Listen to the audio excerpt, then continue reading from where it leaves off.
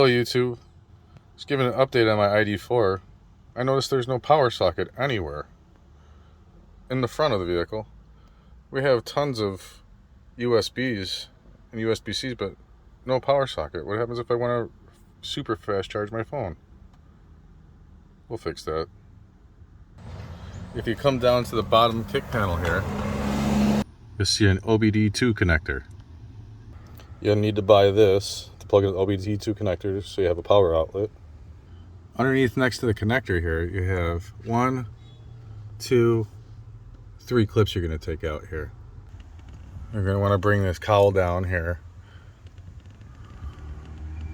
Install the OBD-II connector. So what I did is ran the wire underneath the panel here, up over, underneath here, into here, and through here. Just ran the wire and hit it underneath the carpet here. Reinstall 3 clips. Plug in super fast charger.